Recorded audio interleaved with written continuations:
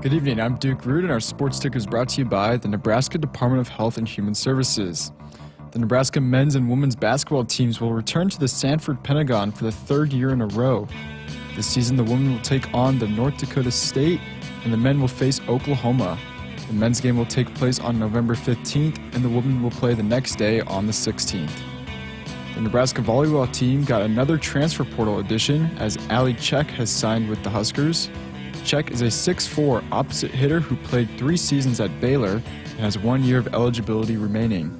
She was a 2-time All-Big 12 second team selection at Baylor, as well as a 2-time CSC Academic All-District honoree. Huge trade in the NFL today as the Dallas Cowboys acquired wide receiver George Pickens from the Pittsburgh Steelers. This trade gives Dak Prescott another needed weapon, as Pickens has had almost 3,000 receiving yards in his 3 seasons in the NFL. Pickens paired with CeeDee Lamb becomes one of the most lethal duos in the league heading into the season. Golden State Warriors star Steph Curry will miss at least 1 week after he was diagnosed with a grade 1 left hamstring strain suffered in Game 1 of the team's playoff series against the Minnesota Timberwolves on Tuesday. The Warriors hung on and won Game 1, but will now be missing their leading scorer for at least 2 more games against the hot Timberwolves. A couple of Game 2s in the NBA tonight as the Celtics host the Knicks and the Nuggets face the Thunder. Our sports ticker is brought to you by the Nebraska Department of Health and Human Services. Call a timeout. If you or someone you know is struggling or in crisis, the 988 Suicide and Crisis Lifeline is there. Call, text, or chat 988. It's free, confidential, and staffed with trained counselors ready to listen and provide support. Coming up next is Hour 1 of Sports Nightly right here on the Huskers Radio Network. Coming to you live from Memorial Stadium, it's Sports Nightly. All the Huskers, all the time. Sports Nightly is presented to you by the NDOT Highway Safety Office, who remind you to buckle up and put the phone down. No balls, 2 strikes on Bolin. All 3 Husker runners get their leads. Here's the pitch. Bolin grounds one past the diving first baseman. Carey's going to score. And the Huskers are going to win it 5-4. And for Robbie Bolin, sweet redemption at Hawksfield. Swung at, looping toward the left side. Overbeat, giving it a look at foul ground. Makes a terrific sliding catch at foul ground. Overbeat gets Nebraska out of jail in the 8th. What a snag by Joshua Overbeek in foul territory. Now the 1-2 from Booker. And Cusack blasts this one. Deep left center. And gone! A 2-run home run for Ava Cusack to finish off the home season with a Bolin blast and a run rule win for the Huskers over the Terps. Now, here are your hosts, Jessica Coody and Nick Hanley, on the Huskers Radio Network. Hi, everybody. Welcome in. Happy Wednesday to you. We're here for a full 2 hours with you here tonight and tomorrow. So lots of fun stuff to get to. Nick, we've had several days now of golfing weather in a row, which I am liking. I am not complaining about. I know maybe a little, not too windy, but we've had some pretty perfect days. You've been out on the course recently. I did. I went Monday. Today, it sounds so trivial because any day that you don't take advantage of that on the course, I always feel jealous of. I always get reminded by friends that are doing it the days that I'm not doing it, and I always feel jealous of them. But then I'm thinking, wait, I just went yesterday, so and that it's not like you play for free, so that adds up a lot. But yes, gorgeous weather. So I'm not complaining. Even just being outside has just been fantastic. For the guys in the chat that track your every single golf outing, is your handicap, did it improve with Monday's outing? It you just counted the back 9? Yeah, the front 9 was awful. The back was good. Oh, man, the front was terrible. Like, to one point, so I was playing with my father-in-law, and at one point, I think it was on my 3rd hole of the day, I duffed a shot, and I got pretty frustrated where a club might have got spiked into the fairway a little bit. It was bad golf etiquette. I was frustrated. But you know what? There was a time that if that was how I was playing early in a round, that's how it was going to be the entire day.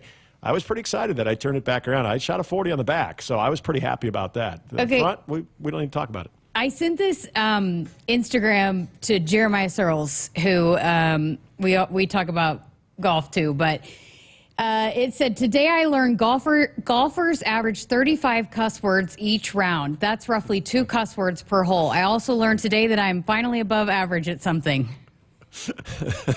Are you above average, Nick? I think I'm above average. I mean, even on a good shot, I might say, like, wow, that was, So you're saying you do more than 2 a hole? Yeah. Okay. Yeah, I think that's fair. I won't say I really push the over on that, but I would say I'm healthy on the over, sure. Okay. All right. Well, we'll continue to track your golf game as the weather continues to allow you to improve that handicap that the guys in the chat are very concerned about when they first found how high it was. We got a fun show coming up. We got lots to talk about. Have some hoops news for both men's and women's basketball, and going to hear from the new assistant coach that Fred Hoiberg just hired to replace Adam Howard. Pat Monahan here coming up in just a few minutes. And in hour number 2, going to hear from Nate Rohr and dive into all things Husker softball, previewing the weekend as they start things early tomorrow, 10 a.m. start for Husker softball in the Big Ten tournament. And we found out over the last couple of days that those Big Ten conference awards for softball coming out on Friday. So we don't know it started today, the tournament started today, so we know that Nebraska will play Penn State tomorrow morning. But we do not know who's going to be the conference award winners, and I'm anxious to see. You can submit, the schools submit what players they want to be, I guess, considered for, and I think we're worried maybe they might split some votes there, but ended up going ahead and putting Jordy in for both. I really think she's deserving of Player of the Year. I don't think there's any question about it. I understand that you have to be somewhat partial if you are the folks who vote on this and the folks who decide that, okay, do we want to be fair when it comes to Player of the Year, not giving both Pitcher of the Year and Player of the Year to the same person. And look, they're deserving players, and I understand that. But as I mentioned the other night on Monday, I'd be hard-pressed to find someone who is more integral to their team's success on what has been a very successful season. This isn't a team that limped into the Big Ten tournament. This is a team, as you and I have talked about many times, Jessica. I think there's a lot of teams outside the conference that do not want to see Nebraska as a 2 seed in their regional, or if that scenario played out that they'd actually have to come to Lincoln if Nebraska were some way able to host. Jordy Ball is a huge reason. I don't want to say she's the only reason. We know that this is a team effort, but Jordy Ball, she's the catalyst. And what she does in the circle, what she does at the plate, when teams have to work around you and teams really have to dig into a scouting report on what they're going to see in the batter's box with what she's delivering in the circle, and you have to really go overtime to figure out how you want to be successful against a player like that and how you want to work around them when they're in the batter's box, those types of players change and impact the game. And so this whole, well, should she just get Pitcher of the Year or should she get Player of the Year? I still say, why not both? If she's worthy of both, I feel like you should be able to get that. But I understand that, Oregon's got a very good pitcher as well, and if it comes down to it, okay, Player of the Year probably holds a little bit more clout than Pitcher of the Year, but is Jordy worthy of both of them and probably should get both of them? Call me biased, but yeah, I think she should. Well, what do you guys think? So I have been a terrible host of this. Greg was much better at this than me. I have just totally neglected the phone lines. We read the texts that come in from you guys every night, but I told Russ tonight, let's open them up. So phone lines are open for you if you want to be a part of the show tonight. 402-413-2400. I can't believe I even remembered the number. I haven't said it in so long. So be a part of the show. I asked Nick, and he wants to hear from you guys too. So give us a call. Be a part over the next couple of hours. But we're going to talk more softball coming up in hour number 2 with Nate Rohr, who will be on the call for us, hopefully for a long weekend for Husker softball. Nick, I thought Nebraska was going to come back and win that thing last night. But at this point, the midweeks are not as important. I mean, in different seasons, you want to win. I know it's Creighton, you want to win all of them. But at this point, you got to take care of business on the weekends. Well, you do. That was also an RPI opportunity last night. And so I do think that there was a definite missed opportunity. Jessica, it simply came down to one inning. I mean, and that was the 4th inning where Creighton's able to put up 4 runs on 1 hit, on 1 ball that left the infield. And that was the inability to attack the strike zone.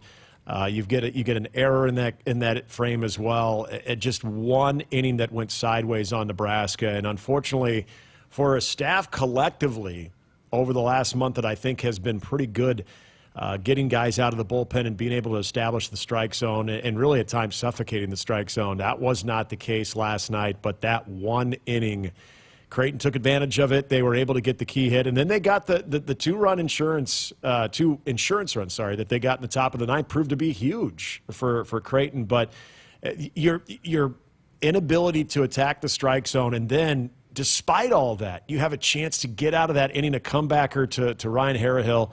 I think the young man just got a little bit excited and sails a comeback throw right to Hogan Haligzo that he just, unfortunately, it's out of his frame. He can't make the catch, and then that led to the big inning.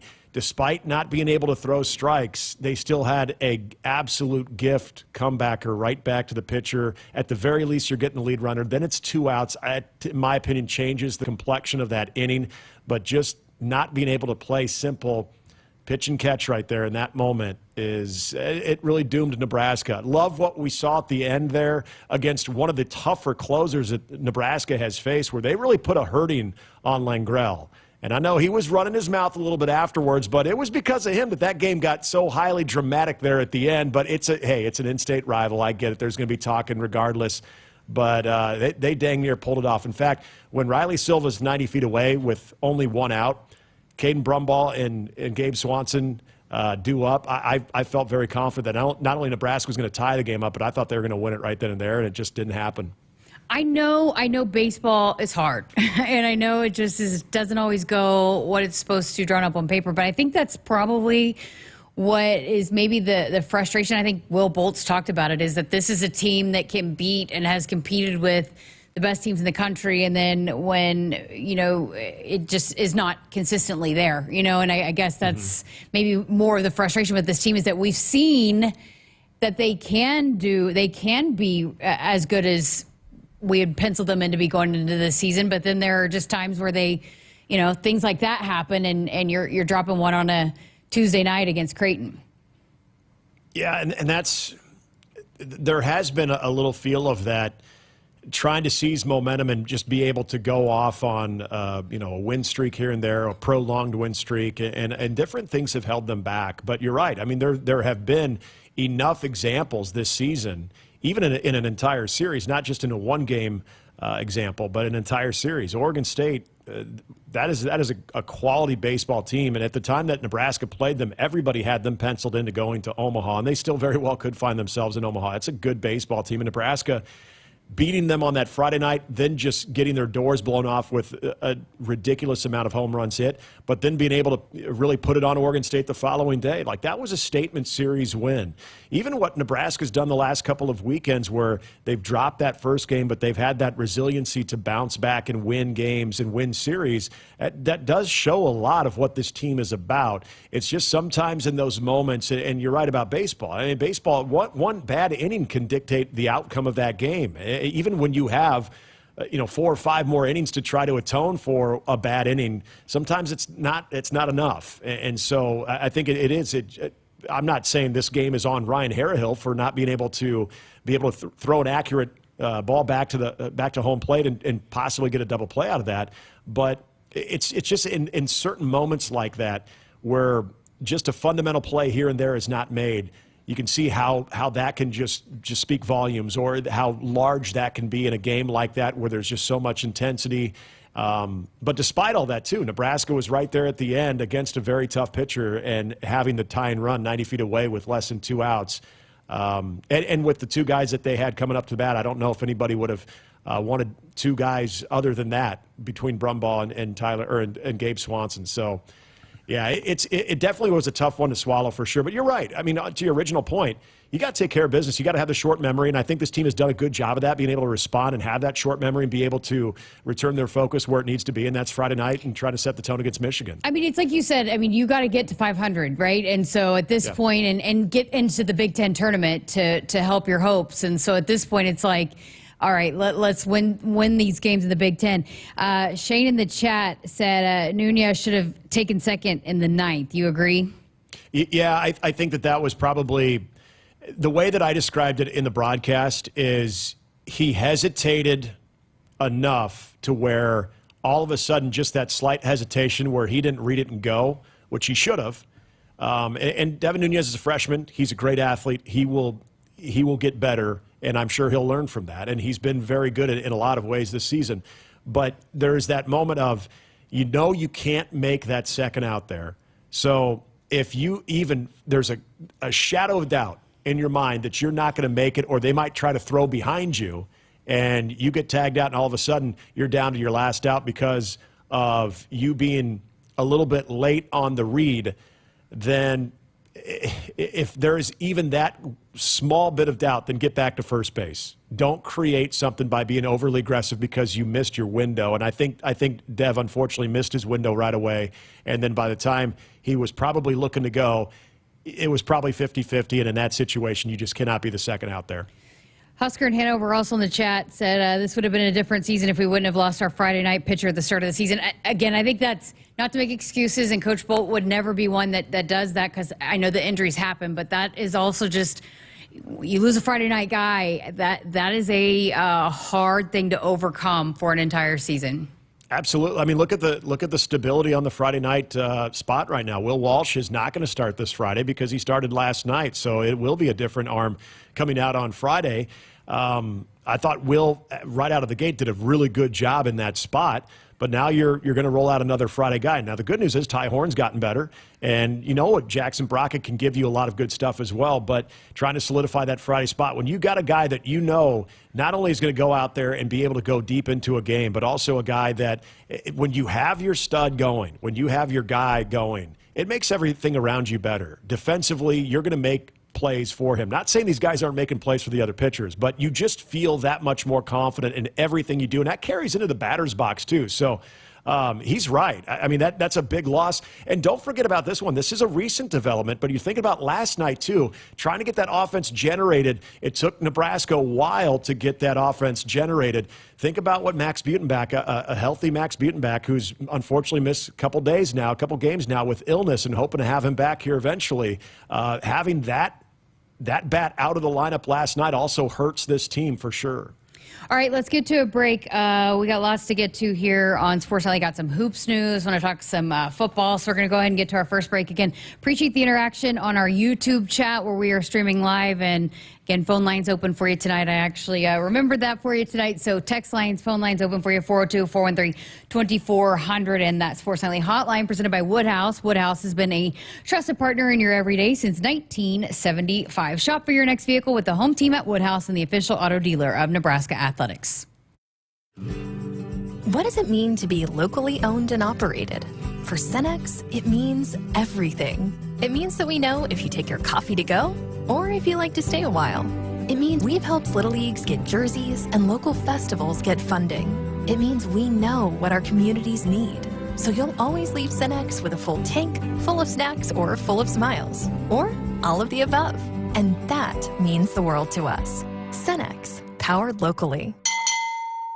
Your Nebraska Lottery has a monopoly on fun. Actually, it's our new $5 Monopoly 10X scratch ticket, and it's also part of a terrific second chance promotion. Until July 22nd, enter any non-winning $5 Monopoly 10X scratch ticket online for a chance to be one of 10 weekly winners of $1,000 or the grand prize of $10,000. Pass go and enter today. $5 Monopoly 10X top prize odds 1 in 114,000. Monopoly is a trademark of Hasbro. Hasbro is not a sponsor of this promotion. On game day, every play counts. Now imagine having the same level of control in your field. Valley is where farming meets end zone efficiency. With AgSense remote irrigation technology, farmers become the MVPs of their fields. Real-time, play-by-play control means you're always ahead of the game. Score big with simplified irrigation technology from Valley, improving your life both on and off the field. Find your local Valley dealer at valleyirrigation.com. Hit us up on the text line. Text 402-413-2400 with your Husker thoughts. You expect your home to protect everything you love, but you don't expect the ways water is breaking down your crawl space and damaging your home. Musty smells, sagging floors, mold are just a few signs your crawl space is compromised. But there's one way to get answers to all your concerns. A free home inspection from Groundworks. We put water back in its place. Get your free inspection at groundworks.com. License number C142293. Nebraskans are choosing chiropractic for better health. Why chiropractic? Because it's safe, drug-free, and a cost-effective treatment option for back and joint pain. Plus, all generations can benefit from natural chiropractic care. Choose chiropractic first for pain relief or to improve your mobility, athletic performance, or overall wellness. Make chiropractic your first choice for better health and find a chiropractic physician near you at nebraska-chiropractic.org. Get your life back with chiropractic. In the game of life, we all step up to the plate. Sometimes it feels like we're facing a curveball with no clear path. Call, text, or chat 988 for the Suicide and Crisis Lifeline. It's free, confidential, and staffed with trained counselors ready to listen and provide support. Don't wait for the ninth inning. Reach out, speak up, and let's strike out life's challenges together. Because we're more than players, we're a resilient community. Remember, in times of need, call a timeout. Call, text, or chat 988. It's okay to ask for help. We're here for you. Every swing, every slide. Play ball. Presented by Nebraska DHHS. Want to boost Nebraska's economy and help the planet? It's as easy as filling up your tank. Switch to soy-based biodiesel to cut greenhouse gases by up to 74% and support biodiesel growth. I'm Greg Anderson, a farmer near Newman Grove, Nebraska, and biodiesel has transformed our farm. It cuts emissions, raises the cetane number, and improves fuel lubricity. So ask for biodiesel where you fill up. It benefits our air, economy, and Nebraska soybean farmers. Nebraska soybeans, feeding, fueling, and innovating for the future. Your Nebraska Lottery has a monopoly on fun. Actually, it's our new $5 Monopoly 10X scratch ticket, and it's also part of a terrific second chance promotion. Until July 22nd, enter any non-winning $5 Monopoly 10X scratch ticket online for a chance to be one of 10 weekly winners of $1,000 or the grand prize of $10,000. Pass go and enter today. $5 Monopoly 10X top prize odds 1 in 114,000. Monopoly is a trademark of Hasbro. Hasbro is not a sponsor of this promotion. When you're in the stands and have the ability to control your irrigation in the field, it's a game-changing moment. Valley is where farming meets end zone efficiency. With AgSense remote irrigation technology, farmers become the MVPs of their fields. Experience real-time, play-by-play action and control that keeps you ahead. Score big with irrigation technology from Valley. It's technology that improves your life and lets you be at the game and in the game. Find your local Valley dealer at valleyirrigation.com. Hey Huskers, stop by your local Hy-Vee where they've lowered prices on thousands of the items you use every day. Hy-Vee, dedicated to making your life easier, healthier, and happier. Welcome back to Sports Nightly. Nick Hanley, Jessica Coody here with you on this Wednesday night. We've got a lively chat going on. They're asking you some baseball questions. One of them, I think maybe our listeners on the air would like to hear too, your opinion. Were they saving the arms maybe for the weekend last night? But you've talked about this. They've had some shuffling with the starting rotation that it just has thrown a wrench in some things on how they approach the weeknight game plans. Yeah, and it's interesting last night because Ryan Harrihill, who hadn't thrown in a handful of weeks, you see him last night, but that was a guy that when we were starting to see him, they were really high on, and they just didn't have a chance to use him. In fact, the last time he threw was the Creighton game on the 15th, so we hadn't seen him in almost 20 days. Colin Novacek was similar, where we saw him in the first game against Creighton, and then we hadn't seen him all the way till the 29th of April. So he almost had a full 25 to 30-day layoff. But, boy, he came in and looked really good last weekend and even in that midweek game the previous week against Kansas State. So there are a lot of arms that at times have been absent. So I know when people were seeing – well, first of all, Will Walsh getting the start yesterday. Yeah, that means there's going to be a new Friday starter, but I think Will Walsh is definitely going to be in the plans this weekend. I think there was a reason to probably hold back Tucker Timmerman because I think he's going to factor into this weekend in a big way.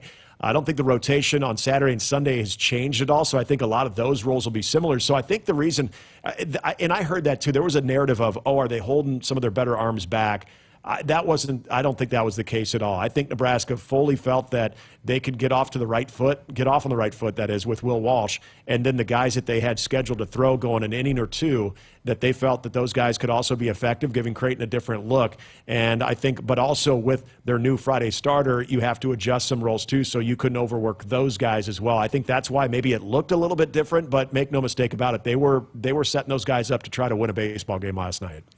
Okay, want to switch gears now. And again, if more baseball questions, keep them coming. We can keep asking Nick throughout the next, we got Nate coming up in hour 2, so you'll be with us for the next 30 minutes or so. Well, I guess hour or so. But if you got baseball questions, keep them coming. Did want to ask you, are you a WWE fan? Did you see Coach Rohl's appearance last night? I did see it. It was cool. Now, he was getting some grief for wearing blue. It had a Nebraska logo. It did. It was kind of like a retro thing. It's like, when the guys in the sideline, the quarterbacks in the sideline have the green hats and the blue hats, so they're just trying to get noticed. So something like that. So you can pick them out, Yeah, so, I think he's just trying to blend in with the crowd, too. But that was cool. Now, I'm not a big WWE fan. I used to be a huge WWF fan. Let me stop you here, because Emmett Johnson is also wearing blue. So maybe there's something, maybe if we have some WWE listeners can help us out, maybe there's a blue theme or something. I don't know. Oh, maybe their favorite wrestler is blue. That's why. So I don't know, because Emmett's also wearing blue, so maybe that has something to do with it. But anyways, continue. Used to be a big fan. Maybe that was just what was clean that day. These still college guys. Sometimes laundry's not top priority. That was what was clean for them. Now Matt Rule, he's got no excuse. He should have plenty of clothes to choose from. But no, I'm kidding. I used to be a WWF fan back in the day. WWF. Yes, the WWF. When it started getting over to the John Cena, the Rock and everything, and the WWE started, I lost interest. Now, this is no offense, because I know there's people that are my age and older that are still really much into it, but I want to say Russ, back here. Okay, I'll be careful with what I say, but I moved past it. Is that the best way to say? I just moved on from it once I knew things were scripted and stuff. And no, it was fun. I loved it in my childhood. I was a little Hulkamaniac back then. When he got sat on by the earthquake, and people my age will remember that, I wrote him a letter. I was a little boy. I was devastated. I thought he was going to be out forever, and that was when I really thought he really did get hurt like that, when the earthquake sat on him. And Ultimate Warrior.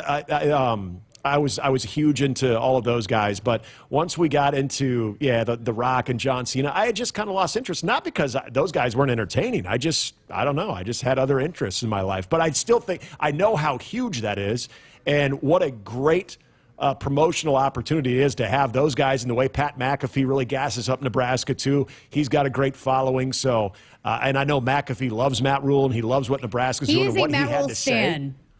Pat McAfee is a Matt Rule stan. He loves him some Matt Rule. He wears Matt Rule pajamas. There's no question. Yes. Yeah, and he said he thinks Nebraska's all the way back. So when you got Pat McAfee, who's also a major presence on College Game Day, that's good. Just overall representation of the program right there. That is really good PR right there, in my opinion. I asked Will Compton, Bussin' with the Boys. They actually, his group, they might give him some hard time about it, but they actually really do love coming to Nebraska. And I asked him about that when he was here for the Husker games. And he said, I try to, once we come here, I try to sit back and not, keep harping on it. And every time we leave here, the boys are always, the whole crew, they go on and on and on about how much they love it here. So, I mean, it's like, with Will Compton and Bussin' with the Boys and that trend, and then Pat McAfee and Matt Rule knows what he's doing. He's marketing the brand to a T out there. But I mean, it's fun. It's fun to see your head coach out there like that. And then Dylan and Emmett, what have they not done these last few months? I was expecting to see them at Augusta. I know that was during spring ball and stuff, but I thought they'd even be at the Masters for God's sakes. I mean, they are everywhere. But it is. I mean, you are promoting the program at a different level, but I think at a very important level. And Matt Rule is, again, this is where he gets it. He understands the game. I think that was always the question of Matt Rule coming back into college football, the way the game has changed. How will he be, coming from the NFL? And then when he was at Baylor, I know he had his head just focused on everything of Baylor and trying to get not only that culture right, but trying to start to win football games. Matt Rule has completely understood what it takes to promote your program outside of the normal means of social media. And he plays that game as well. But the chasing three, the inside look, people feeling like they have a lot more access to this program than they ever did before. That's why I liked the Husker games of being able to show the personalities of these players and feeling, again, like you're connected to this program more. Look, there's the diehard old school Nebraska fans that this is all very different, the way that college football is, but they're still going to support this program because that's just what they do and it's what they've done for their entire life. You have this new wave of Nebraska fans that consume college football so much different than what you and I did. And so how do you appease them? Don't. Okay, sorry. I'm just no, kidding. but Just you're, kidding, you're, just kidding. you're a You're college right. football historian. Exactly. Yes. You know. I know. Yeah, I'm just giving you a hard time. yeah. Yes. No, you're right. Despite how young you are and how old I am, there you go. There you go. That's better. Yeah. But it's just one of those interesting things of, okay, do you sort of close off that new generation or do you embrace it? And I think Matt Rule has done a fantastic job of embracing it all. And so that was another example of him getting out in front of a crowd that, McAfee getting everybody fired up. It's just another way to reach, in my opinion, a younger demographic that is still going to be very much into Nebraska football, but the way that they get that content is far different than the way I used to. Okay, so do you know who is a huge WWE aficionado, expert, fan, all of the above? Are we talking about a player? Well, no, but connected to the Huskers radio network family. Okay. Well, I mean, Russ, our engineer is it an announcer? Well, it's the daughter of an announcer. Is Lauren Cook? No. How about our favorite Benning? And don't tell Caleb or Damon I said this, but Zoe Benning.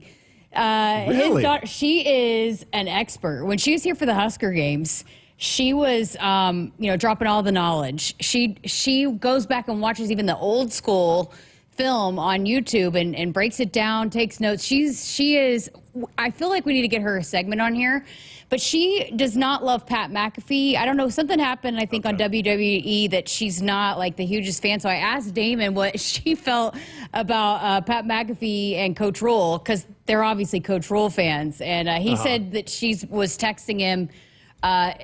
Trying to get Coach Rohl to get her in there to meet some of the WWE divas. So, but not McAfee. She didn't want to. No, I don't think she's as big of a fan of McAfee, but she likes the divas, which the divas division has come along a long way. But I told him to have her call in sometime because she can talk some WWE. But I want to know if Damon if he's doing his due diligence and he is raising a WWE aficionado. I do hope that he has shown her the footage of what was devastating to my childhood of Hulk Hogan getting sat on by the earthquake. That was traumatizing for me. So she probably knows about that. If she's going into the tapes and the old, what do they call it? What are the little the reels? If she's going like into the old reels in the film room of watching some old WWF, then she needs to know that moment. So I bet Debo's on top of that. We need to have him tell the story, but apparently she found a library book, and it was back telling the history of all the WWE, of all the historical wrestlers, and she got hooked that way, and then she kept checking the book out, and then they finally, I think, bought her her own copy. But he said his YouTube is just flooded with like old school WWE matches. Like I was blown away at how much she knew of, not even just like current, but like old school. She knew more than. I was never really into it. My brother was, so I kind of just knew a little bit. But, it's impressive. I think she needs to have her own segment here to talk about it. But speaking of girls and sports and football and all of that, announced today that the second annual flag football camp for girls coming back this summer. This year, it's going to be even high school girls can come. So 3rd through 12th grade, going to have a camp here inside Memorial Stadium. She's got game coming up on June 10th. We heard Troy talking about that the other day. It's been a huge topic of discussion. I know the NFL's pushing women's flag football back in the Olympics, but really cool to see that Nebraska's bringing it back and even expanding it to allow lots of girls. It was a great turnout last year, so I'm actually going to be in town for this one, but what a great opportunity for young girls to get to come be a part of the camps here that are so important to this program. Well, and I love the fact that they're really trying to make this nationwide push to get this in high school sports, to have this sanctioned through the state governing bodies for high school sports, because it is getting popular. And you know as well as I do, with that becoming an Olympic sport and being able to see at some point that is going to be an Olympic sport, that's going to drive up the popularity even more. And just like that we saw in the state here with girls wrestling, not only did you get the participation numbers that I don't know if everybody thought that they would get initially, but it's a monster now in Nebraska, and it's still pretty new as far as having girls wrestling actually as an NSA-sanctioned sport. So I'm excited about that because I think there's so much positive momentum. And I remember growing up playing tackle football when I was I think I started when I was 8 years old. And my first couple of years, I remember we played the Vikings. I was on the Packers, which was really hard to accept. But, I didn't choose the name. But we played a team on the Vikings. They had 2 girls, and one of them was playing nose guard, and she was a killer. She light you up? She was good. I was playing guard at the time, and she did get me a few times. Now, she was a year older, so I'll use that as an excuse. But there are so many, I think, opportunities that weren't around.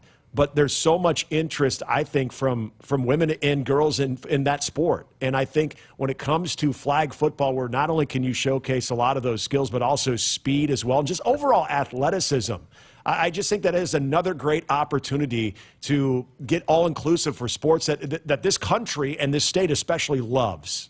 Okay, so they posted it on the social media, again, on Husker football, and it is coming up June 10th, 3rd through 12th grade girls. So register today and get your girls signed up. It's a fun day. I was out of town, but I got to see a lot of the footage of it, and I know there's they had a great turnout, a lot of great feedback, and so, but it's going to be bigger and better this year. So if you got a young girl that wants to be involved, there you go. It is back, and we're going to have Dr. Elza, Susan Elza, come on and talk about it here in the next couple weeks as well. As just, again, a big emphasis for this football program, and really cool to see. All right, we got to get to a break here on Sports Nightly. Woodhouse has been a trusted partner in your everyday since 1975. Shop for your next vehicle with the home team at Woodhouse and the official auto dealer of Nebraska Athletics.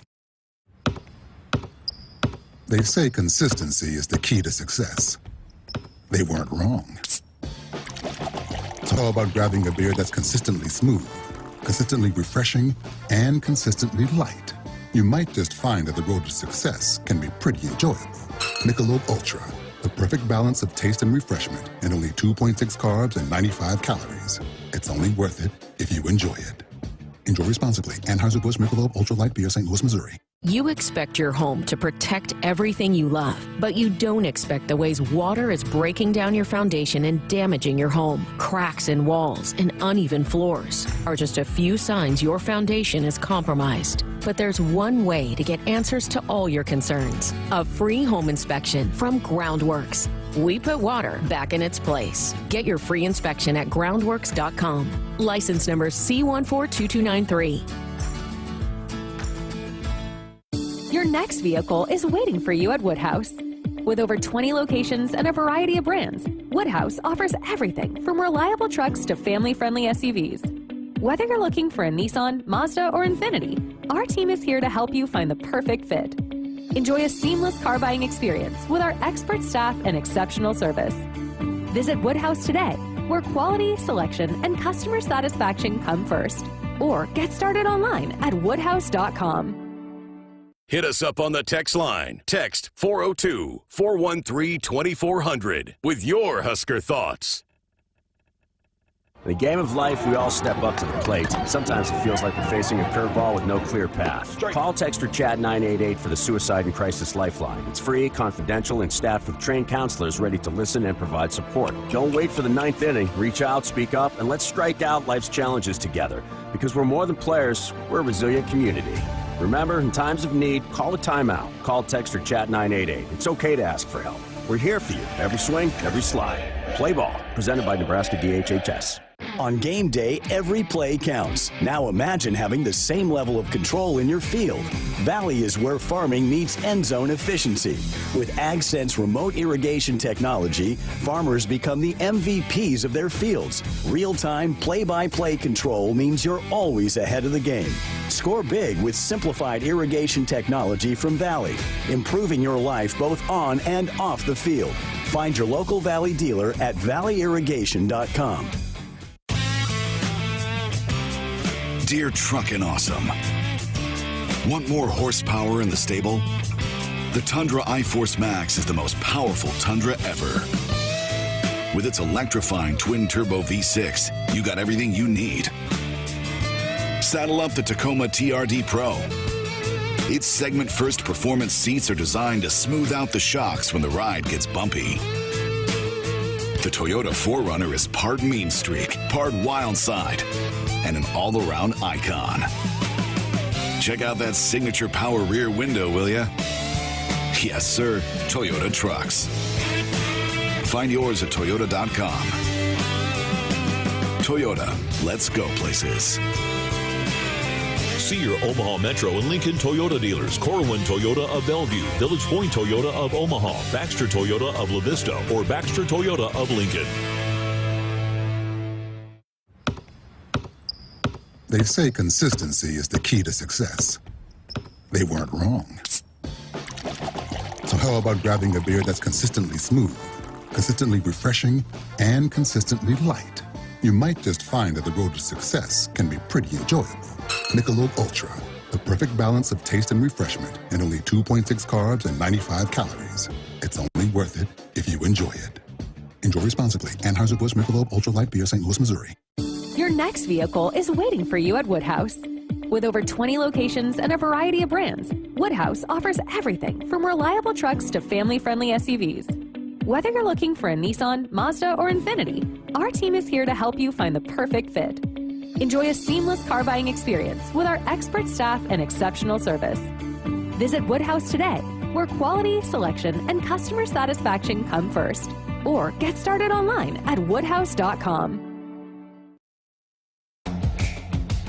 Welcome back inside our Huskers Radio Network Broadcast Center, which is sponsored by Akrs, the Midwest premier John Deere dealer, supplying the equipment and service to advance agriculture and much more. Akrs, solutions for every field. So I apologize. We talked way too much about WWE wrestling in the last segment, so we do not have time to get to the interview with Pat Monahan in this segment, but we are going to bring it to you the first segment in the 7 o'clock hour. So we got too into the weeds talking WWE, I guess, Nick. We didn't save time for hoops talk in this hour. We went down a rabbit hole. You and I went down a rabbit hole? That's so weird. That's so not like us. My goodness. Hey, speaking of a rabbit hole, well, first let me get to this text on the text line. Dennis said, speaking of women's sports, before I bring up the rabbit hole, he said, speaking of women's sports, do you think there will ever be a head referee? Oh, okay, so here, I just got it pulled up. Talking about women in sports, college football, do you think there will be a female head ref in the next few years? I think so. I think it's absolutely going to happen. It's almost... it was very consistent the weeks, because I'm on the sidelines, that I see women down there and chat with them. I think it's coming. I think absolutely we will see that in the next few years. Don't you? I'd agree. Yeah, I would totally agree. You're getting the reps, you're getting the games under your belt, you're getting the experience, and the more you're on a crew, that you're naturally going to get elevated as long as you're good at what you're doing. You know, whether we're talking about men that are referees or women that are referees, and you're seeing a lot more female referees. So if that consistency's there and they're grading out well, yeah, I think we will. Okay, so down the rabbit hole we go. Brandon Walker, who works for Barstool Sports, speaking of, we were talking about Pat McAfee and all that kind of stuff. So he made a post, and it was blowing up my timeline today. Most toxic fan bases in college football. Do you have a guess? Did you see this? Do you know who he put as number one? No, I didn't see it. Is it going to be, is Alabama number one? No, but it's somebody that we're familiar with around here. Oh, is it Colorado? No. No, they're not really. I guess they're not really even into it. It's just when you go to a home game, they're pretty toxic. That's about it. I'm trying to think. Is it a rival? Yes. Iowa? Yes. Really? So he put Iowa, big gap. 2 is Oklahoma, 3 Tennessee, 4 Florida State, 5 Georgia, 6 Michigan, 7 South Carolina, 8 Arkansas, 9 Alabama/Auburn, 10 TCU. You surprised by that? TCU? TCU's in the top 10? Yeah, I didn't even know they were relevant to be in a conversation like that, but I didn't either. Now, the Tennessee thing, I would probably put Tennessee higher. Yeah. Well, they're 3. Well, I mean, they literally had a social media push to have a guy that they had an agreement in principle to not get the job at Tennessee because they didn't like the hire. So, I mean, if you are that into it and you could actually change the mind of administration because a fan did not, or fans, I shouldn't say fan base doesn't like the hire, that they will actually cater to the fans at something big like that, that's not normal. To the point that I would consider that in the category of toxic. But hey, that's just me. I know we don't like Iowa, all that, but are they the most toxic fan base in college football? I don't know. I don't see it that way. I think there is a lot of puffing their chest out with Nebraska, and rightfully so, because unfortunately they've had our number the last decade now. That series has not gone our way as much as we'd liked it to, and so they've remembered, they've kept receipts from the 90s and the 2000s and the few times that Nebraska and Iowa would actually play, and Nebraska would roll them. And yeah, I don't even know if we spent time talking trash to them, but I think they felt like their little neighbors over there were getting too much credit, and then they finally had an opportunity to kind of bring it back to Nebraska. So, but as far as toxic, no. I have many friends that are Iowa fans, and I don't look at them as delusional or, man, you guys are awful. Like I don't see them that way. And I've been to one home game actually in the crowd, and I didn't think there was anything that was horrific. I actually really enjoyed, and I talked with this to Greg about this last time because that was my first year here. We went to Iowa. Mm-hmm. I actually really enjoyed it, and then I don't mind it. I don't think trust me, there are worse fans on the sideline to deal with than Iowa fans. So I don't know. I know that there's the rivalry there. I get that, but I don't find them toxic. Like, I don't know, like Creighton basketball fans. All right, on that note, we're going to get to a break here on Sports Nightly. Hey, Huskers, stop by your local Hy-Vee where they lowered prices on thousands of the items you use every day. Hy-Vee dedicated to making your life easier, healthier, and happier. When you're in the stands and have the ability to control your irrigation in the field, it's a game-changing moment. Valley is where farming meets end zone efficiency. With AgSense remote irrigation technology, farmers become the MVPs of their fields. Experience real-time, play-by-play action and control that keeps you ahead. Score big with irrigation technology from Valley. It's technology that improves your life and lets you be at the game and in the game. Find your local Valley dealer at valleyirrigation.com. In the game of life, we all step up to the plate. Sometimes it feels like we're facing a curveball with no clear path. Call, text, or chat 988 for the Suicide and Crisis Lifeline. It's free, confidential, and staffed with trained counselors ready to listen and provide support. Don't wait for the ninth inning. Reach out, speak up, and let's strike out life's challenges together. Because we're more than players, we're a resilient community. Remember, in times of need, call a timeout. Call, text, or chat 988. It's okay to ask for help. We're here for you. Every swing, every slide. Play ball. Presented by Nebraska DHHS. Hit us up on the text line. Text 402-413-2400 with your Husker thoughts. For farmers, sustainability is a way of life. 97% of farms are family-owned, and 95% are participating in conservation programs and using sustainable practices. I'm Ann Meese, a farmer near Elgin, Nebraska. I grew up on this land, and we're dedicated to being good stewards and leaving it better for the next generation. Since 1980, U.S. soybean farmers have boosted production by 130%, all while lowering emissions and improving land and water use. Nebraska soybeans, feeding, fueling, and innovating for the future. You expect your home to protect everything you love, but you don't expect the ways water is breaking down your basement and damaging your home. Mold, cracks, and of course visible water are just a few signs your basement is compromised. But there's one way to get answers to all your concerns. A free home inspection from Groundworks. We put water back in its place. Get your free inspection at groundworks.com. License number C142293. The Huskers Radio Network Broadcast Center is sponsored by Akrs, the Midwest premier John Deere dealer, supplying the equipment and service to advance agriculture and much more. Akrs, solutions for every field. All right, welcome back. Final segment here of hour number 1 of Sports Nightly. Again, apologies for not timing. I continue to be so bad at that, like timing out the show to make sure we're getting everything in. So we'll have to push back Hoops Talk to the second hour. But hey, couple big newsworthy items dropping today with Husker Hoops. The Pentagon series is back for both men's and women's basketball. And both of them, I interviewed them both before and after. Amy Williams, Fred Hoiberg. They love that venue, and I know there's a lot of Husker fans up there, but really cool that's going to continue playing up there in the Pentagon.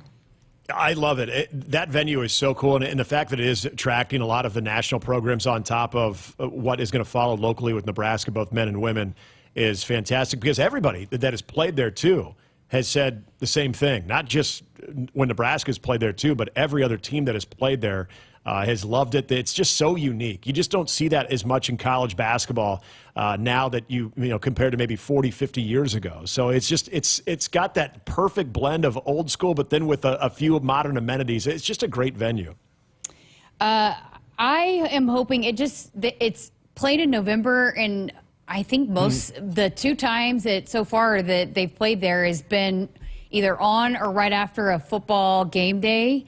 And so I've not, but I would love to be able to go. Have you been up there? I have once, yeah. And that's the only problem with watching on TV. TV does not do it justice. Yeah, I figured. It's one of those ones you got to be there present to really appreciate it. But it's just so unique. It's hard to even describe it because it's like a combination of a really nice high school gym to sort of something you would expect to see in Indiana, like in a small town in Indiana. But then it's got a couple of these suites up top and everything. So it's got a few modern amenities. It's just very, very unique. Okay, so did you see that Nebraska men's basketball, they posted a video. They're cold calling students to buy season tickets.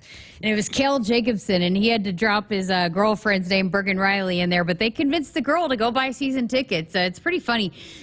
Sam Hoiberg was there. He was asking who the favorite player was, and she ended up saying Sam. He hopped on the phone. But I know that's kind of been a trend for coaches and players to do some cold calls with season tickets, but this team's got some personality. They're a fun group.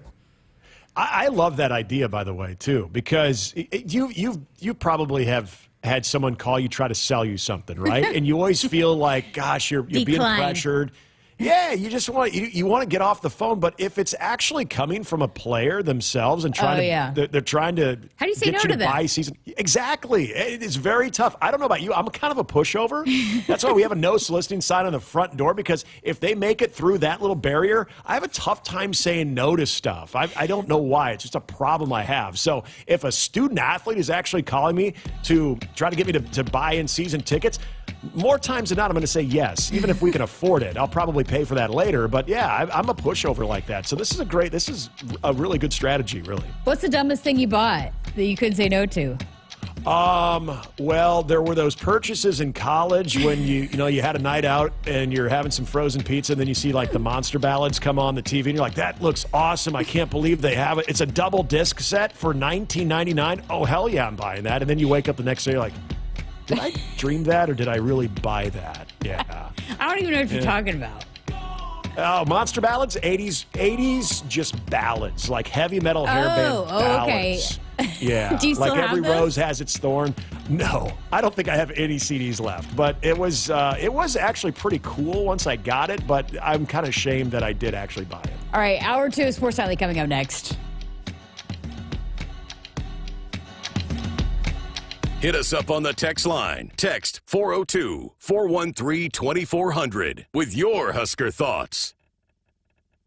Your next vehicle is waiting for you at Woodhouse.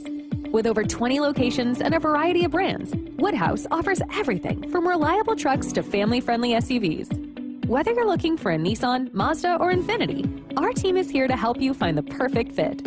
Enjoy a seamless car buying experience with our expert staff and exceptional service. Visit Woodhouse today, where quality, selection, and customer satisfaction come first. Or get started online at woodhouse.com. What does it mean to be locally owned and operated? For Cenex, it means everything. It means that we know if you take your coffee to go or if you like to stay a while.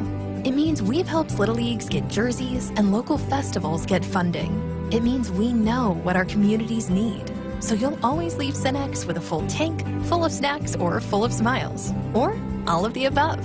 And that means the world to us. Cenex, powered locally. Nebraska soybeans power everyday products, from Goodyear tires and Skechers shoes to soy-based turf and fire suppressants. These innovations replace petroleum and utilize other components of the soybean, leading to more sustainable products worldwide. I'm Doug Sadoff, a farmer near Trumbull, Nebraska. Thanks to cutting-edge research, soybeans are now in everything from tires to turf. It's amazing to see how these advancements are unlocking new potential for our crops. Soybeans are a win for every product and everyone. Nebraska soybeans, feeding, fueling, and innovating for the future. Nebraskans are choosing chiropractic for better health. Why chiropractic? Because it's safe, drug-free, and a cost-effective treatment option for back and joint pain. Plus, all generations can benefit from natural chiropractic care. Choose chiropractic first for pain relief or to improve your mobility, athletic performance, or overall wellness. Make chiropractic your first choice for better health, and find a chiropractic physician near you at nebraska-chiropractic.org. Get your life back with chiropractic.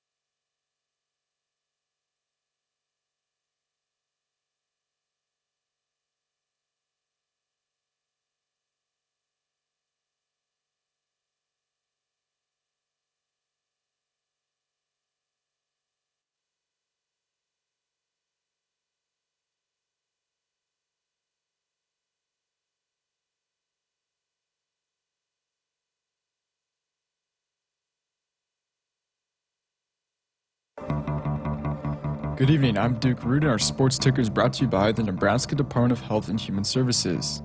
The Nebraska men's and women's basketball teams will return to the Sanford Pentagon for the third year in a row. This season, the women will take on North Dakota State, and the men will face Oklahoma. The men's game will take place on November 15th, and the women will play the next day on the 16th. The Nebraska volleyball team got another transfer portal addition as Ali Czech has signed with the Huskers. Czech is a 6'4" opposite hitter who played 3 seasons at Baylor and has 1 year of eligibility remaining, and was a 2-time All-Big 12 second-team selection at Baylor. Huge trade in the NFL today as the Dallas Cowboys acquired wide receiver George Pickens from the Pittsburgh Steelers. This trade gives Dak Prescott another needed weapon, as Pickens has had almost 3,000 receiving yards in 3 seasons in the NFL. Pickens paired with CeeDee Lamb becomes one of the best wide receiver duos in the league heading into the season.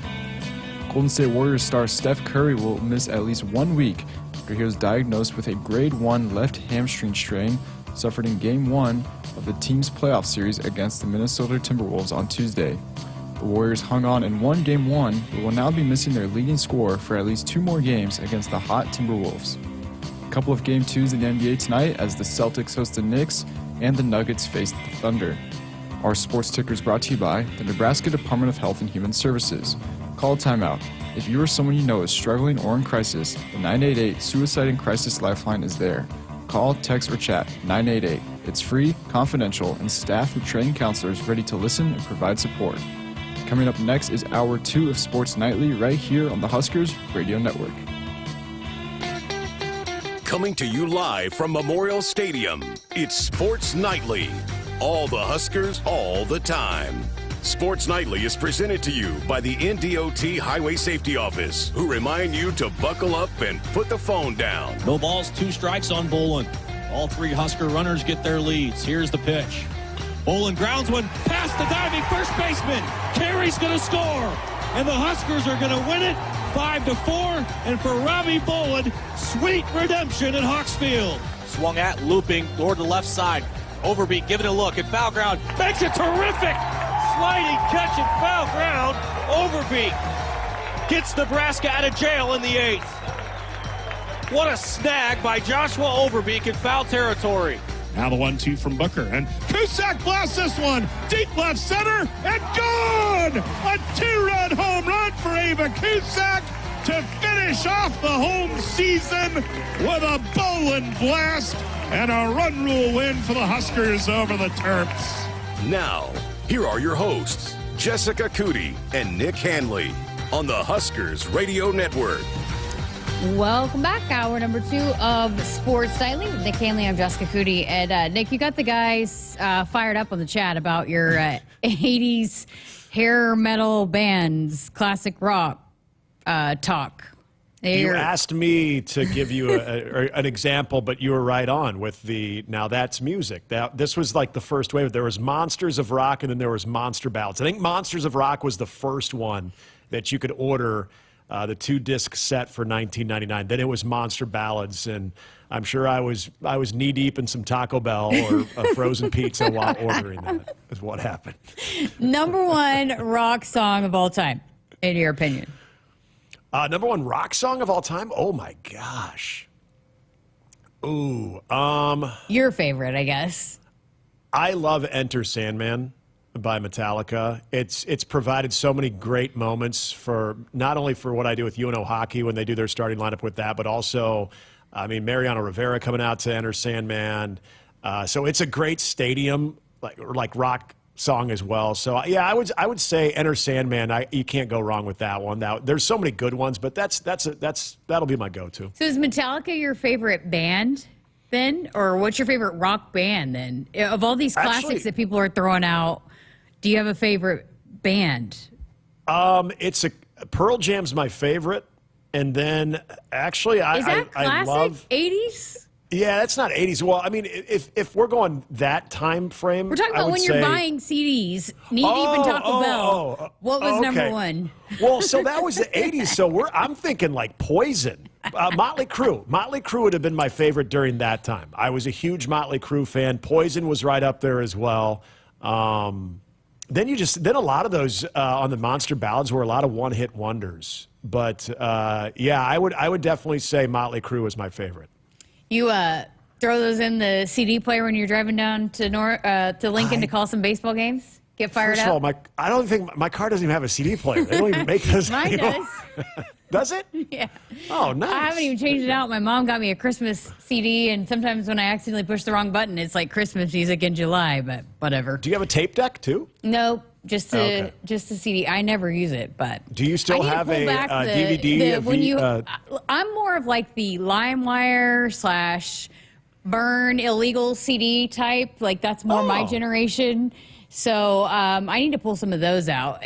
Some of those TikToks are hilarious when people pull out those CDs and Duke doesn't even know what we're talking about. He didn't even know what a CD is. Did Napster come after you too when the whole Napster thing was going on? Oh yeah. Yep. Oh yeah. Do you still have a DVD VCR combo? I do not. TV. Okay, all right. My parents. You said you still got a CD player, so okay, all right. Yeah. Well, it's just in my car, that is kind of old, so. Okay, let's talk some basketball so we can get to our interview that I keep promising people that I didn't get to in first hour. So big news, the roster's complete as of this point. They had another commitment, a 7-footer. How about that? We've had people ask about that, like, where's the 7-footers? Well, they kind of don't exist anymore, but Nebraska landed one. 25 4-star center, 7'1", I think like 220. So he was ranked top 100, number 11 center in the 2025 class. So another big get for Fred Hoiberg and this incoming class, but a big guy, 7-footer, which people always like to hear about. Yeah, and a guy that was pretty familiar with that new section of the Big Ten out on the West Coast too, decommitting from Arizona State, was going to visit Washington as well, and it's a guy that is playing some pretty high-level basketball at the Cats Academy, I believe, out in Massachusetts. So, this is a guy that obviously is playing the high level, not just your typical high school basketball, but is playing the academies and having that type of competition day in and day out. But when you are, again, a guy that really comes in more as I would say, a defensive specialist more so than what he's going to, be a stretched big at that size or anything. I think anytime people hear 7'1", they immediately think, okay, well, can he hit the three? Is he a stretch type guy? No, but this is a guy that is a rim protector as well, and we know that how important that is in the Big Ten. Sure, he can give you some points inside. I think he averaged around 6-7 points, but he's a big rebound guy. He's a big block guy. He's somebody that when he was playing that championship, there was the Icelandic national championship team is when he averaged, I think, 5.3. But in his actual high school games, he was, a 1.7 block per game guy, 9 rebound guy. I think he was averaging like right around 15.5 points in his actual high school playing. So this is another guy that you look at, okay, first and foremost, can he be physical in the paint? Can he protect the rim? And then what you get offensively from him is just a bonus. I don't think this is a guy that they're looking at like as kind of a rink mass type player. I think this is one more of that rim protector, that long guy that is going to be able to alter shots in the paint. I do think maybe this is more so of incoming freshmen that could play and maybe impact immediately as opposed to maybe more of a developmental guy. Don't you agree? I mean, maybe. Yeah. I mean, he's obviously has played enough and is highly ranked enough that I think he's probably coming in expecting to play right away and not redshirt. Yeah, and I think as long as the offensive part of his game comes along, I think you already like what you get from his body just from a defensive standpoint. Like I said, I think with that ability to clog up the lane, to alter shots and have that athleticism to get down the court back and forth, which he moves pretty well for the size that he has. He's not a big lumbering guy, so he does have some athleticism getting back and forth. So I think that is something that you can see is probably going to have a bigger impact, and probably to your point, Jessica, probably a quicker impact than most coming in, especially that are trying to get used to the Big Ten play and just the rigors of conference play in that conference. And you know who's at the top of my list of guys I want to call to develop on the offensive end? Fred Hoiberg. So he's coming to the right place to develop on that side, that end of the court. All right, so here, and one of the guys that is going to help recruit not only in the transfer portal high school level, but also overseas as well, as he is coming in. Leo is coming in from Iceland. But Pat Monahan, the new assistant that Coach Hoiberg has hired to fill the role of Adam Howard, I got a chance to chat with him yesterday. All right. Well, how is Lincoln treating you so far? How are you settling in? Yeah, it's great. I'm obviously 3 weeks in now, and finally just getting my feet underneath me, and having workouts the last 2 weeks has been great to really get to know the guys, and I'm just continuing to hit the ground running here as we get moving with recruiting here in May and June. Take us through just the the thought process when the job comes open, the conversations with Coach Hoiberg, why this was a spot you were interested in, and why it was a good fit. Yeah, well, I mean, I've always been familiar, obviously, with the Big Ten. Growing up in Chicago, my first my first coaching job was at Wayne State 20 years ago. So, I mean, I've always been familiar with Nebraska, Husker Nation, and coming down here for the state tournament. And obviously, I was at a football game 20 years ago. And so, I mean, I've always had in the back of my mind, obviously, if I had an opportunity to work at this type of university, and I've been fortunate, obviously, knowing who Coach Hoiberg was, and just being in touch with him throughout my time and knowing who he is just through different circles, now having an opportunity to work for him. What about just, learning from him? We always hear how much, obviously, he's an offensive genius. How excited are you about that part about, seem like you're a learner, a lifelong learner, but learning from Coach Hoiberg and his perspective? Yeah, no, it's I'm really looking forward to it. The last few years, I've been kind of on the defensive side of the ball. Now, obviously, moving over to the offensive side, helping Coach stay organized on the offensive side, and I'm really excited to learn. I've been hitting obviously the last 3 weeks of just terminology, getting used to our terminology, and kind of how they've played the last couple of years, and continue to expand on that. You said you've been able to work out a little bit with the guys. How have you liked getting to know some of this group and the guys they got coming back? Yeah, no, it's been great. I know we only had 2 weeks of spring workouts here. That's been my number one thing here. Focus has been really to get to know the guys, and I always think sweat equity matters as I still continue to go through 20 years into the coaching profession, and still get on the floor with the guys and earn their trust that way. And I've done that through the first couple weeks, and hopefully I can continue to do that throughout the year here. Coach called you a relentless recruiter. Where does that come from? Why is that an important part of what you do as an assistant coach? I just think, like, continue to develop relationships. You got to continue to touch people, communicate with people, and reach out to them, knowing that you care. And I think that's kind of just how I've been throughout my time and stuff. And I think understanding, knowing people who's influenced people with the recruits in their circles, and really getting to know everybody that's touching that recruit. And I just think relationships still matter in the recruiting process, whether you get the kid now or you get them 2 years down the road with the transfer portal opening up. Yeah, how has that changed for you throughout the course of your career with the transfer portal and the impact, how big it is in college basketball now? Yeah, I think just continue to adapt. I mean, you might not be able to get a kid on the front end, but still on the backside in a year or two, like I mentioned, if you continue to stay intact and just follow their career, even if they're not where you're at, when they go in the portal, then you'll have some type of knowledge. Hey, obviously, if that type of communication can circle back to the initial communication, I just feel you have an opportunity to get in there when they're back in the portal. The development part of it, why has that become such a big part of what you do as well? Yeah, I mean, again, it's investing in your players, and I think we're here for the players. I've always thought that, and I'll continue to think that is throughout my entire coaching career. I just think we're here to serve the players. We're here to get them to where they want to be. And I think so many people can sometimes get lost in that, but I still hang my hat on that to this day, and I kind of just, that's how I've gone about my business. I was listening to an interview. You said you weren't the best athlete, but you had to really work at your craft. How much did that play into it too? Just and just the understanding of what you had to do as a player that now you can carry over into as a coach. Yeah, I mean, obviously, I've kind of been the underdog my whole career as a player, and even just, I mean, in the profession. I mean, I started out at the Division II level. I didn't have anybody really in the profession that can help me jumpstart me to get me to a certain level. But the most important thing, I just tried to surround myself with winning. I've been fortunate to be in winning programs, work for multiple successful head coaches, and I've kind of just let that speak for myself as I kind of navigate through it. And here I am 20 years later, back in Nebraska. Yeah, what led you to coaching in the first place? What drew you to the profession? Yeah, I mean, I think just the intrigue to continue to help guys. Obviously, 20 years ago, even 5 years ago, 6 years ago, you didn't think the transfer portal was going to happen and stuff. And I just feel that, number one, it's about your players. And those are the most important people in your program. And just continue to help them, because I've had successful coaches that helped me throughout the way when I was a player. And I've always kind of looked at that leading up to my coaching journey. That's awesome.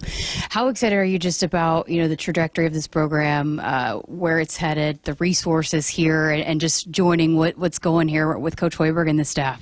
Yeah, no, it's been great. Obviously, coming off 2 20-win seasons since the 90s, I believe. And, there's a lot of momentum. And I know they fell short a little last year, not getting in the tournament, but they bounced back and won the crown. People don't realize that's hard to do, to take 2.5 weeks off, rally the troops and play well for a week and a half in Vegas and win the crown. I mean, that says a lot about where the program is and the type of people that Coach has in his program. And I'm excited to continue the momentum, continue to get the right guys in here. I think we have that.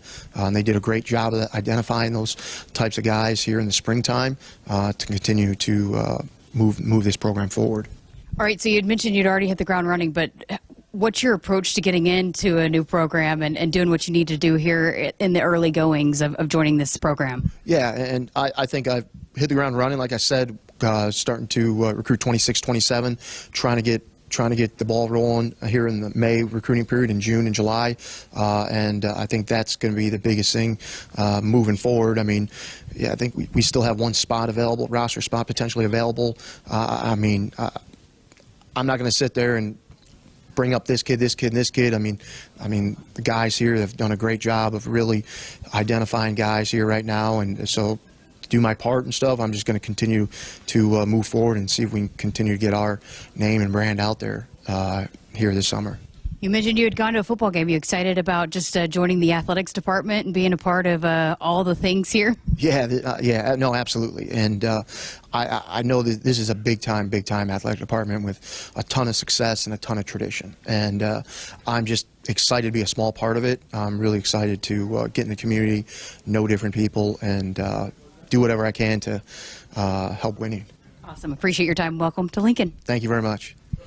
Again, new assistant coach for Nebraska men's basketball, Pat Monahan, joining us here. All right, we got to step aside for a break. Coming up next, we're going to talk some Nebraska softball as they begin Big Ten tournament play coming up tomorrow morning. Nate Rohr up next here on Sports Nightly.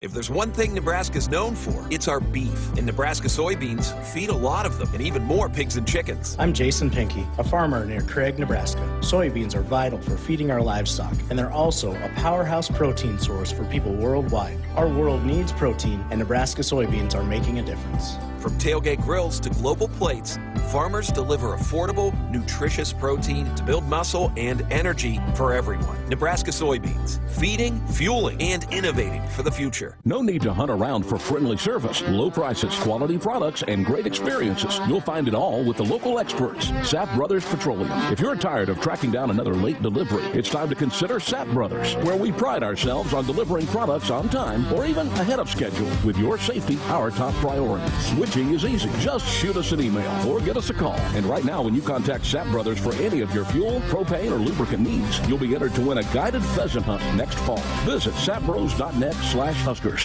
Hit us up on the text line. Text 402-413-2400 with your Husker thoughts. It's employee pricing with the Ford crew. Employee pricing for everyone. A great time to buy. Now everyone pays what we pay. On Ford trucks. So you can tow what we tow. SUVs. Carpool like we carpool. And Bronco Sport. Off-road like we off-road.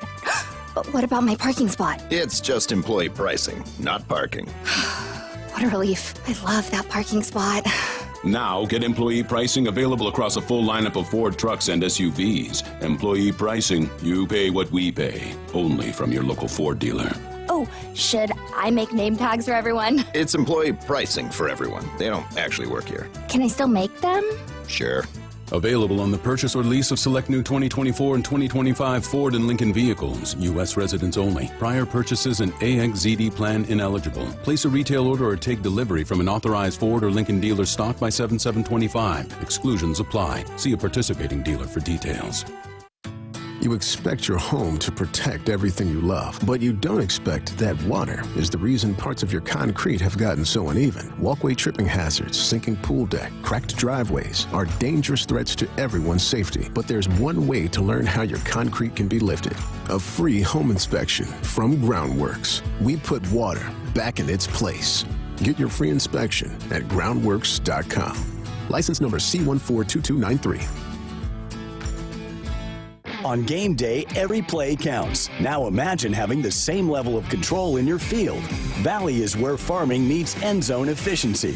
With AgSense remote irrigation technology, farmers become the MVPs of their fields. Real-time, play-by-play control means you're always ahead of the game.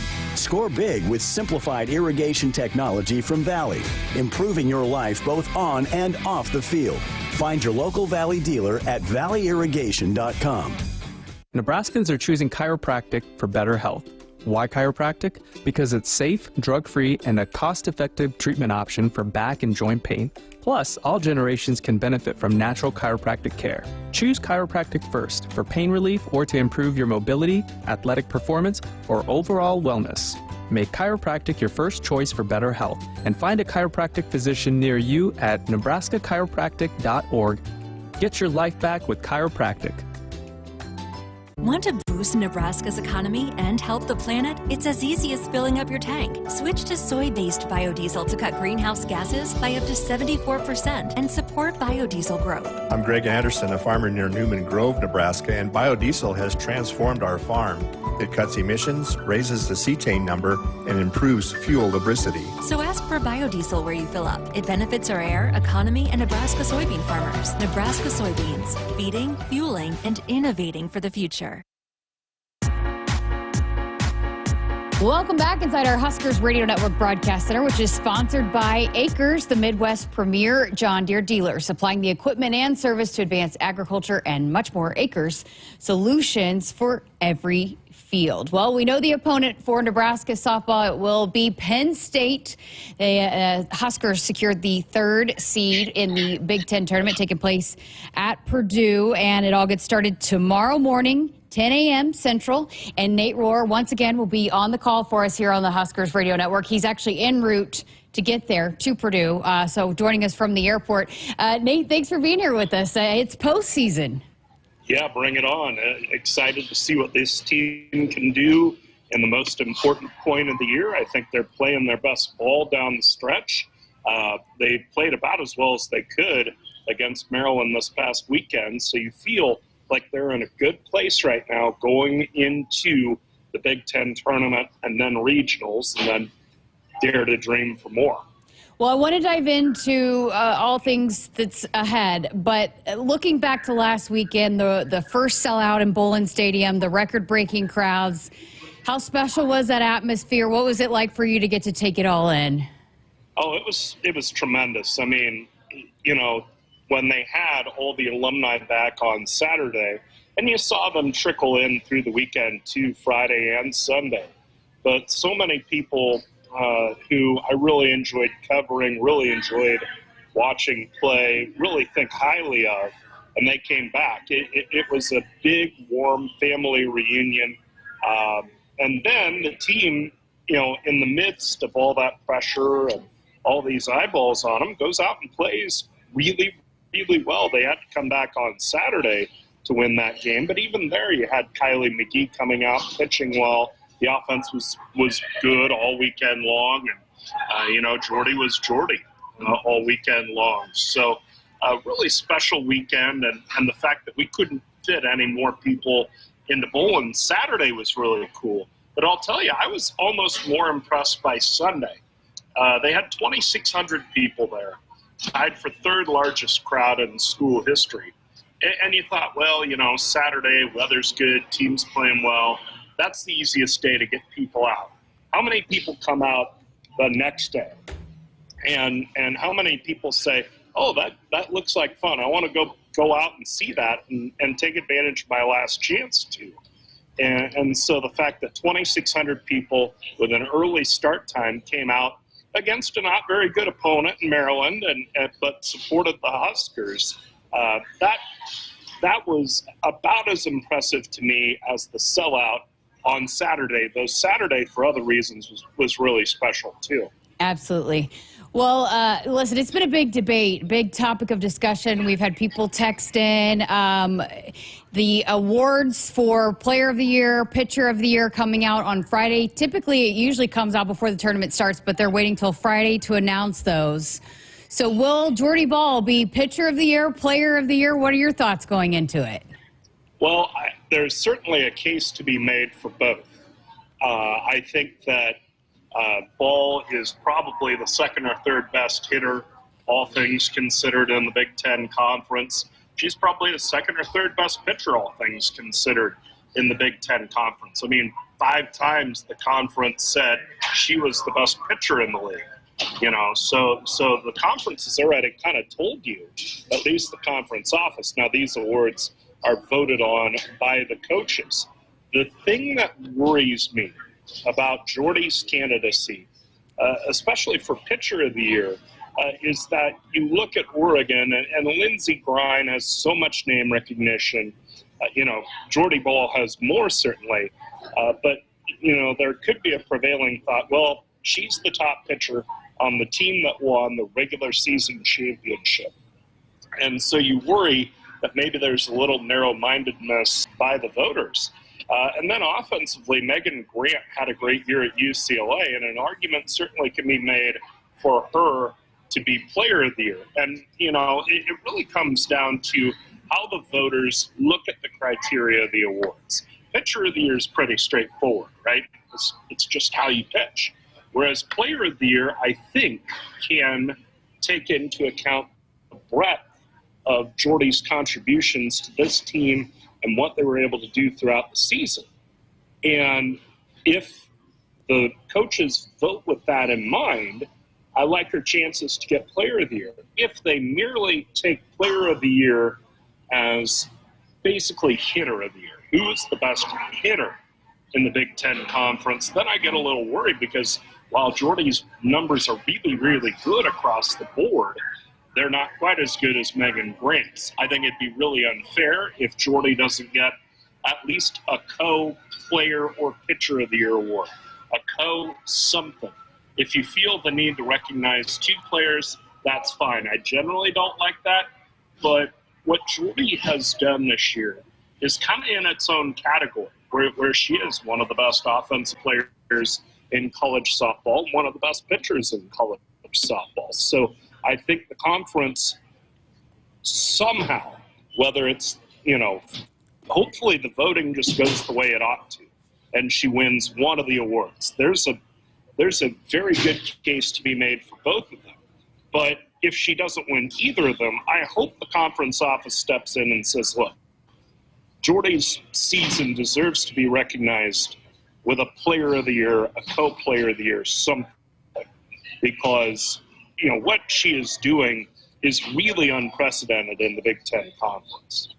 There's going to be some salty Husker fans if she doesn't get one of those awards. Hey, what do you expect now that it's the postseason? And I know Nebraska's going into this thing, in pursuit of a Big Ten title.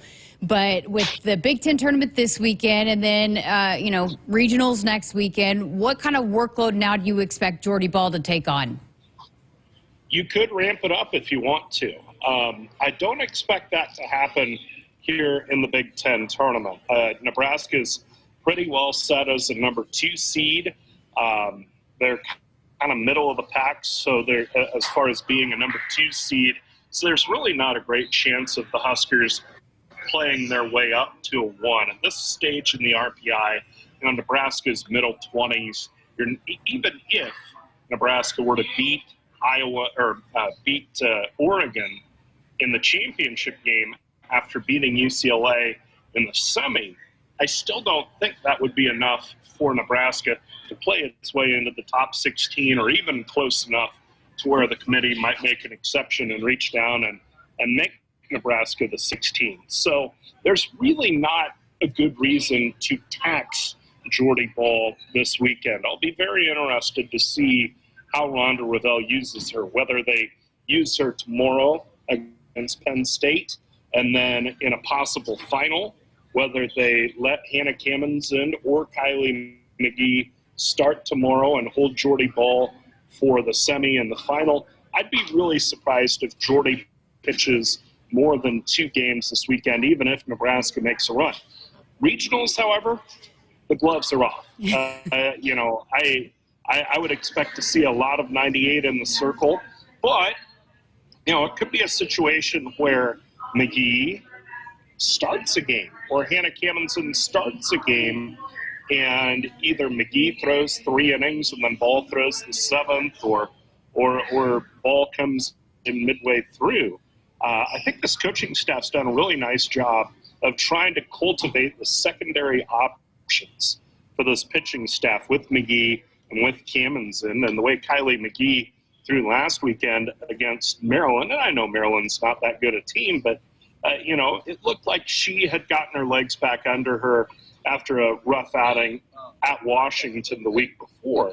So you feel like you can win a game against a 4 seed and maybe a 3 seed with McGee and or Camenzind throwing, because I think this coaching staff works so hard to try, because the temptation would be there just to pitch Jordy 50 games this year, right? You know, she's the best player, so let's go out and run her out there. But I think this coaching staff was judicious in how they used her throughout the year, to where she had some bullets left for this week, for next weekend, and hopefully beyond. Absolutely. And she's going to want that ball. You know, I feel like that's just how she's wired, right? Yeah, she wants the ball. You know, if she could play all 9 positions and hit all 9 spots in the order, she'd do it. She'd probably do okay.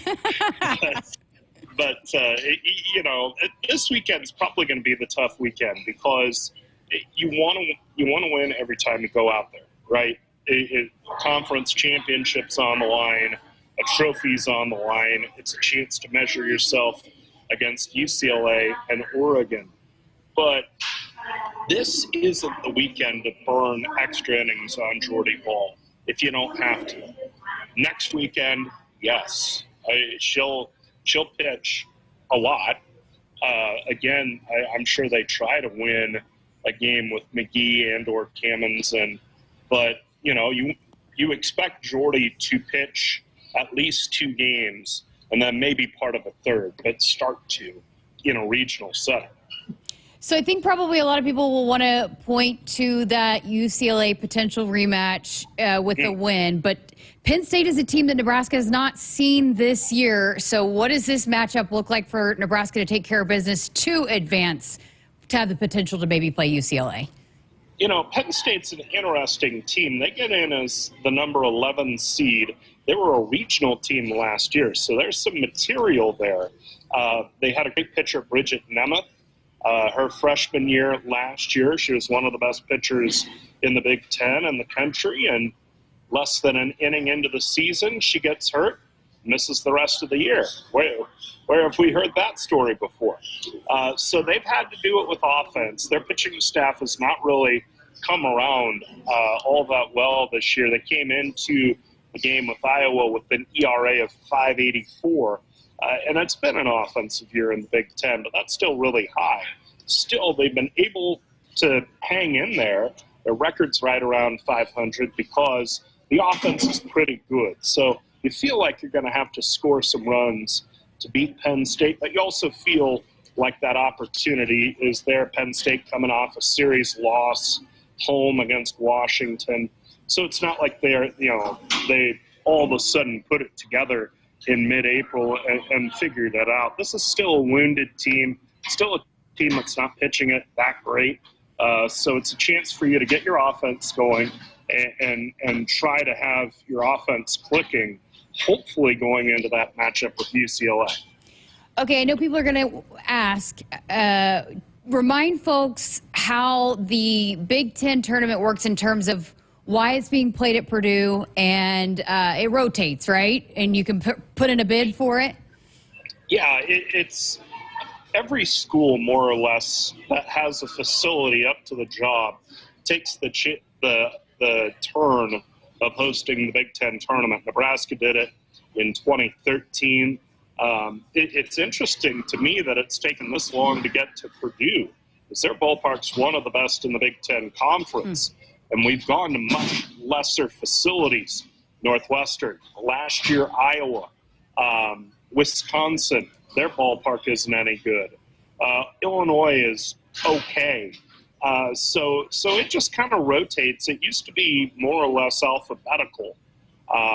And that's why, like, Northwestern hosted the year after Nebraska did. But now it's just kind of hopping around who can host, who thinks their ballpark's good enough, who wants to host it. Nebraska, I think, asked to host it last year upon the signing of Jordy Ball, thinking they could sell a bunch of tickets. And of course, that didn't happen.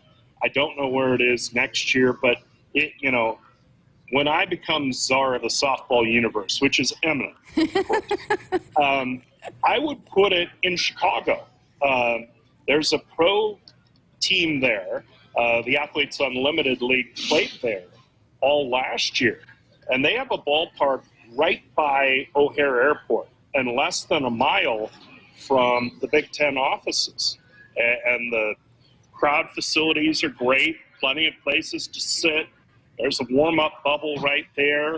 And it's right by O'Hare Airport, so whether you're flying to beautiful Piscataway, New Jersey, or actually beautiful Seattle, Washington, or anywhere in between, you can get a flight. But decided to rotate it.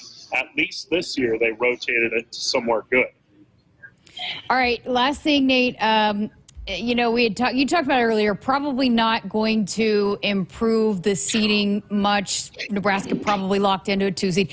It's crazy, Nick and I were talking about this the other night. A lot of times with the ball bat sports, when you get to the conference tournament, the teams that know they're in don't necessarily always go for winning this title. But I feel like this team wants a chance to play for a Big Ten title. But you'd said earlier they're starting to play their best softball. What needs to happen for this group here over these next few days to feel like you're on the right trajectory going into the postseason? Well, you just want to see them hit well against good pitching. And that's probably not going to be something you can test out. I mean, if they struggle against Penn State's pitching tomorrow, that would be a sign of worry. But Nebraska handled a Maryland pitching staff that's pretty substandard. But if they could go out and beat a UCLA or Oregon, to where you're sitting there going, they can handle elite level pitching. That's been one of the questions about this team when they've lost. You think back to that Duke game.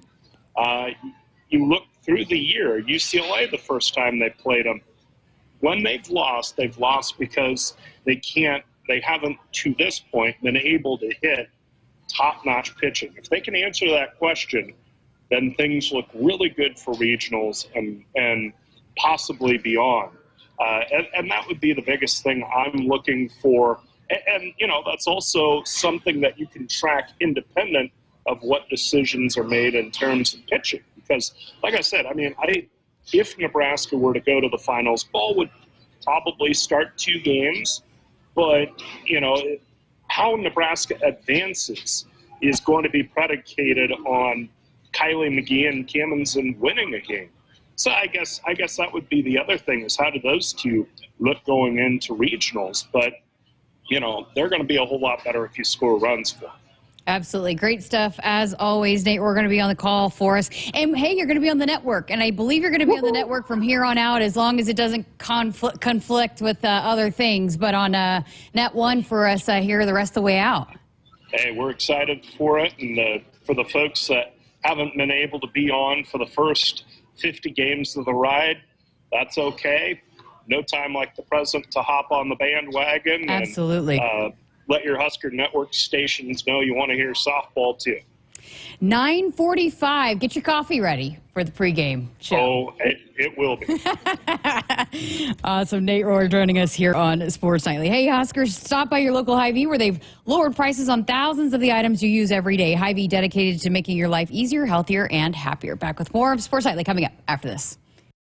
Hey Huskers, it's a new day in Nebraska. Manzer Equipment, Mertz Farm Equipment, and West Point Implement of Columbus have teamed up as True Ag and Turf. Coach Rule is bringing innovation and high-performance standards to Husker football, and True Ag is doing the same to your farm with game-changing Fendt equipment. As Big Red establishes power on the field, True Ag and Turf does the same in the field by welcoming Fendt to Nebraska. Nebraskans are choosing chiropractic for better health. Why chiropractic? Because it's safe, drug-free, and a cost-effective treatment option for back and joint pain.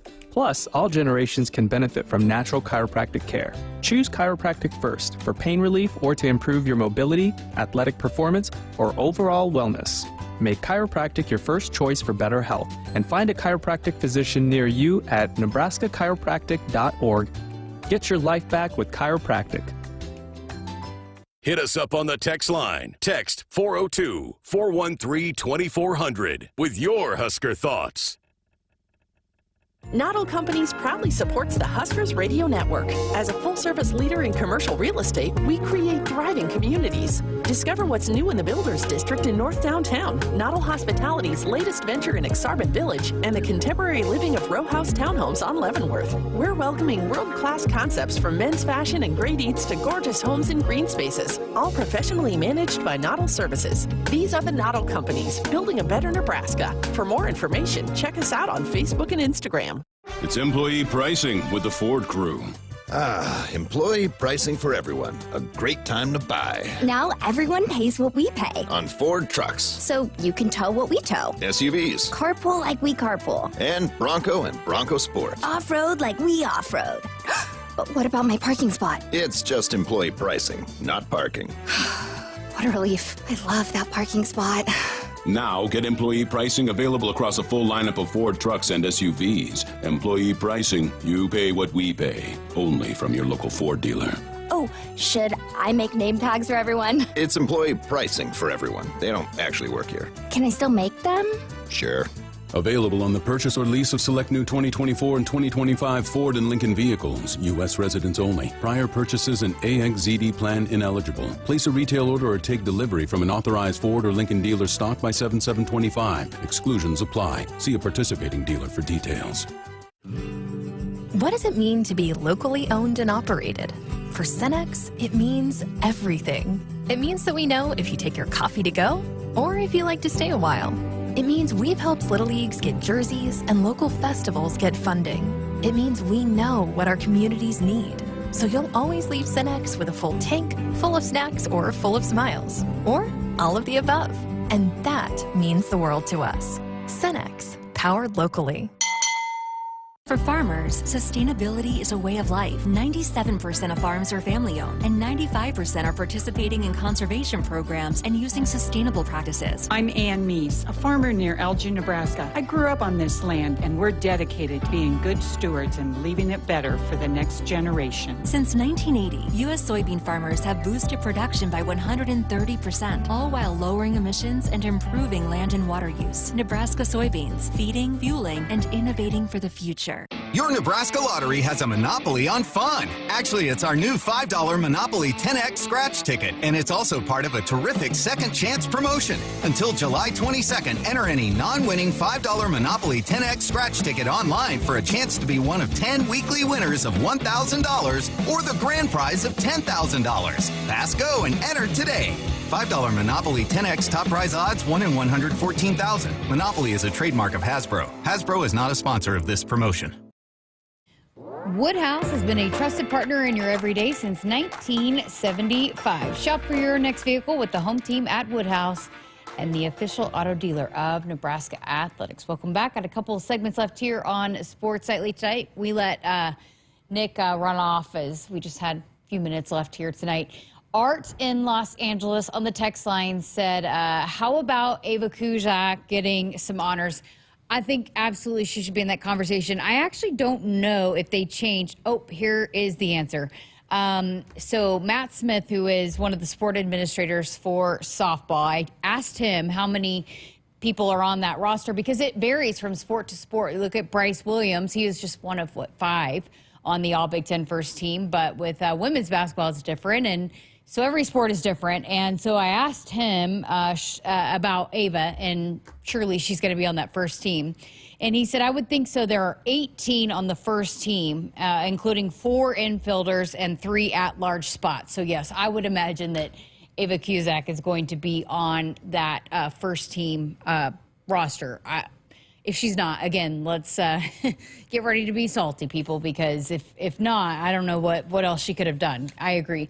Did you guys see her interview post-game on Sunday when she was talking to the Big Ten announcers? They had the headset on, and the team was piling up all the sporting goods on her, and she handled it like a champ. But I had tears rolling down my face. I was laughing how hard she's just rolling with it. Like, if you were just listening and not watching, you wouldn't even know that things were going on. So it was hilarious. But that's how this team is. They for as much competition as they have, and the players that have been fighting for playing time, it's just, I mean, they've been saying it from the start. I forgot the exact number, but 25 strong or whatever it is.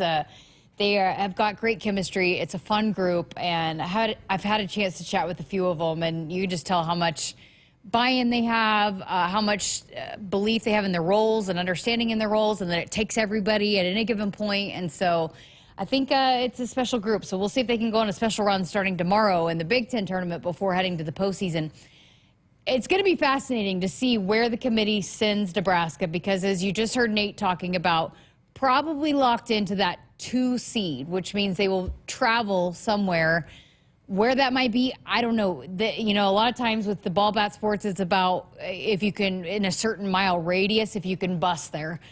Norman and Oklahoma is on the potential landing spots. I don't think Oklahoma State is going to be a spot where Nebraska has been the last several times. It seems like I don't think they're going to get into that top 16. Arkansas is potential, and I was sent today a projection that maybe could be headed to Austin in Texas. So I don't know. We'll find out on Sunday, but it's going to be fascinating to see where Nebraska goes. But as we have said several times over the last few weeks, nobody that's a 1 seed in their regional is going to want to see that 2 seed pop up with Nebraska next to it. I can guarantee you that. All right, we're going to step aside for a break. One more segment left here on Sports Nightly. Keep it here. What does it mean to be locally owned and operated? For Cenex, it means everything. It means that we know if you take your coffee to go or if you like to stay a while. It means we've helped Little Leagues get jerseys and local festivals get funding. It means we know what our communities need. So you'll always leave Cenex with a full tank, full of snacks, or full of smiles. Or all of the above. And that means the world to us. Cenex, powered locally. Hit us up on the text line. Text 402-413-2400 with your Husker thoughts. When you're in the stands and have the ability to control your irrigation in the field, it's a game-changing moment. Valley is where farming meets end zone efficiency.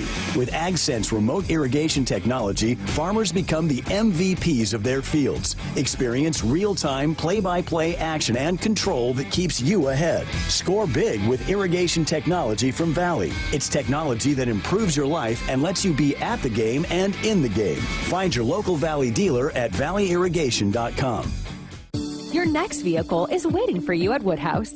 With over 20 locations and a variety of brands, Woodhouse offers everything from reliable trucks to family-friendly SUVs. Whether you're looking for a Nissan, Mazda, or Infiniti, our team is here to help you find the perfect fit. Enjoy a seamless car buying experience with our expert staff and exceptional service. Visit Woodhouse today, where quality, selection, and customer satisfaction come first. Or get started online at woodhouse.com. The Huskers Radio Network Broadcast Center is sponsored by Akrs, the Midwest premier John Deere dealer, supplying the equipment and service to advance agriculture and much more. Akrs, solutions for every field. Final segment left here of Sports Nightly on this Wednesday evening. I'm Jessica Coody. And Duke Root is on the ticker tonight. He's been producing for us back there. We have some breaking news to announce tonight here on our final segment. We had this segment over the last couple of years. It's been a huge hit called Joke of the Week. And it was implemented during the summer when it was a little bit slower. And Our listeners seem to love it. Our texters, our chatters seem to love it. Well, it was Cole, our former producer, that was in charge of that, and nobody has taken it on since he left. But I have some exciting news for our folks here tonight. Duke is going to take that segment on. And now we're not going to guarantee that it's going to be every Thursday like it has been on the past, because he's a student after all. We can't guarantee he's going to be here every Thursday. But he has agreed to take on the task of Joke of the Week during the summer months. Duke, am I right? You're willing to step in? You filled in for Cole a couple times. It was a huge hit. You're ready to take that on, that responsibility? Oh, I'm more than ready. You know, big shoes to fill with Cole, but hey, I'm confident in my abilities. I'm just going to go out there. I'm going to give you guys my jokes. If y'all like it, great. If y'all don't, oh well. Okay, so you're ready to start this thing tomorrow night? Yep, I'm ready. I'll be in the lab tonight, you know, crafting some stellar jokes, and we're going to get it going. I was going to say, do you have a strategy to this? Because, you know, we have people text in their jokes. Cole had a joke book. I don't know. Do you have a strategy to how you're going to approach this? You know, that's a great question. I haven't decided that yet. I think I might, you know, go through the internet tonight, try and find some good stuff. Who knows? Maybe something will come to me tonight by the time we're on tomorrow. I have exactly 24 hours, so the countdown starts now. Get in that lab. Hey, the Shane in the chat said Duke the man. Duke subbed in once, and it was great. That was the hardest I laughed, I think, of any joke. Sometimes I didn't get Cole's, but yours I laughed, so I feel like you're ready. I feel like you're ready for this moment. Yeah, I feel good. Yeah, that joke was great. It's going to be hard doing something with that level every week, but, you know, we're going to swing for the fences on this first one. I love it. All right, so tune in tomorrow night. Usually it is the second to last segment of every show that will, we're not going to promise every show. We're going to do it when we can, but Duke is going to step into that role. Joke of the week, second to last segment in the second hour, so third segment tomorrow night. And then we love to have you guys chime in, give him a rating. Go easy on Duke. Again, he's a student, at least to start out. You know, go easy on him, and we'll see how he does tomorrow as he steps into this role of Joke of the Week. That I'm telling you, people have been texting us about it, wanting us to bring it back. So I'm just going to make the executive decision. We're going to bring it back. So Duke is going to step into that. So excited for that tomorrow night. And hopefully we are going to be breaking down a Husker softball win in the Big Ten tournament. So again, taking on Penn State tomorrow in their first game of the tournament. It took place all day today, the teams that did not get a bye. So Nebraska got a bye. They were tied for the 2 seed, or well, they tied for second in the standings, but ended up getting the 3 seed with the tiebreaker. So taking on Penn State tomorrow at 10 a.m. You heard Nate be on the air at 9:45 at the pregame show. We're excited to bring that for you on our local radio affiliates, those great stations that are going to be picking it up, and throughout the postseason. Again, this is a postseason team, so we'll see. I don't know how much will go into play, what they do this weekend, how that will affect their seeding, but this is a team that will be playing in the postseason, and it all gets underway starting tomorrow with the Big Ten tournament title chase at 10 a.m. 9:45 pregame show right here on the Huskers Radio Network. And as always, if you're not in our local affiliate area, Huskers.com and the Huskers app. All right, thanks for listening on this Wednesday evening. We'll be back again tomorrow night for a full 2 hours. Thanks, Duke, Russ, and Nick. We'll be back again tomorrow. Have a great night, Husker Nation.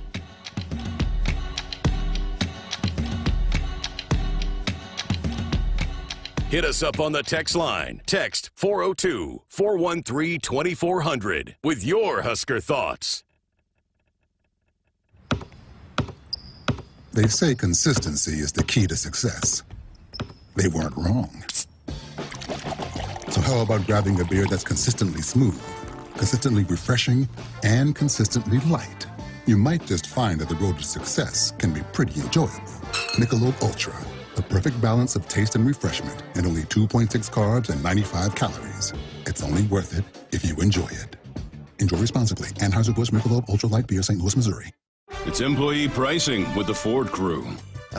Employee pricing for everyone. A great time to buy. Now everyone pays what we pay. On Ford trucks. So you can tow what we tow. SUVs. Carpool like we carpool. And Bronco Sport. Off-road like we off-road.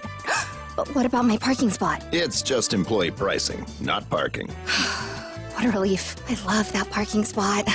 Now get employee pricing available across a full lineup of Ford trucks and SUVs. Employee pricing, you pay what we pay. Only from your local Ford dealer. Oh, should I make name tags for everyone? It's employee pricing for everyone. They don't actually work here. Can I still make them? Sure. Available on the purchase or lease of select new 2024 and 2025 Ford and Lincoln vehicles. U.S. residents only. Prior purchases and AXZD plan ineligible. Place a retail order or take delivery from an authorized Ford or Lincoln dealer stock by 7/7/25. Exclusions apply. See a participating dealer for details. What does it mean to be locally owned and operated? For Cenex, it means everything. It means that we know if you take your coffee to go or if you like to stay a while. It means we've helped Little Leagues get jerseys and local festivals get funding. It means we know what our communities need. So you'll always leave Cenex with a full tank, full of snacks, or full of smiles. Or